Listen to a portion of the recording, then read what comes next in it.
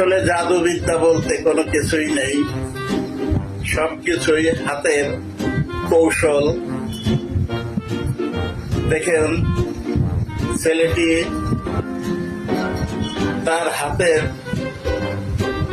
ইশারায় সব জাদু কলা কৌশলী দেখিয়ে যাচ্ছে, আর পাশের ছেলেটি কিভাবে সে দেখাইলো সে জিনিসটা পরিষ্কার করে দিচ্ছে।